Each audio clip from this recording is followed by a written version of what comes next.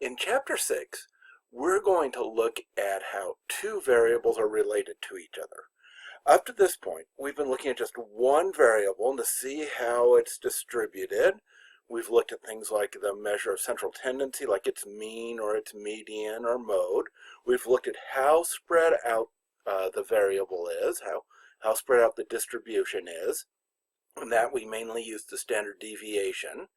Now what we're going to do is we're going to be looking at two variables at a time and seeing if those are related. When one changes, does the other change? And if it does, we're going to call this a correlation.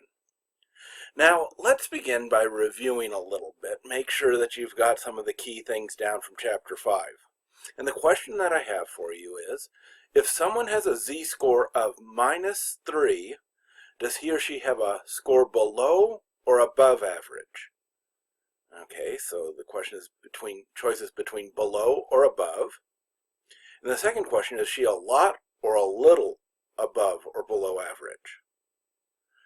Well, the answer to part A is that since it's -3, they are below average. Z-scores below 0 means that the scores are below average, less than average, because a z-score of 0 is right at average.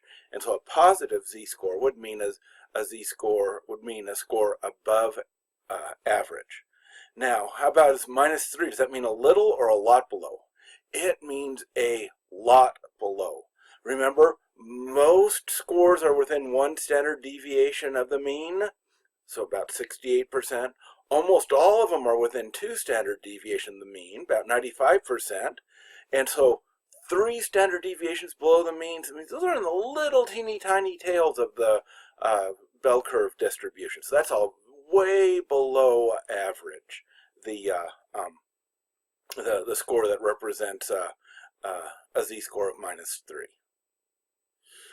Now let's talk about what does it mean to have a relationship between two variables. When we have two variables that are related to each other, for example, height and shoe size. So we've measured the height of a bunch of people and the shoe size of a bunch of people. If they tend to change together, we say that there's a correlation between them. Sometimes variables are large. They're strongly related to each other, height and shoe size. If you tell me what your height is, I can pretty well guess what your shoe size is going to be. They're strongly related to each other. Sometimes they're weakly related to each other, such as height and agreeableness. Ooh, is a person's height related to their agreeableness? Well, it turns out there is. It's a slight relationship, not a real strong relationship. But you're saying, oh, what does this mean? Does that mean tall people are nicer or they're less nice? What's going on? Well, it turns out that this variable agreeableness is this tendency to want to agree with other people, to be nice, to want to avoid disagreements. And it turns out that females are higher in agreeableness than males are, and at the same time, males are taller than females in general, so there's a weak relationship between height and agreeableness, and that's mainly because of gender differences in agreeableness.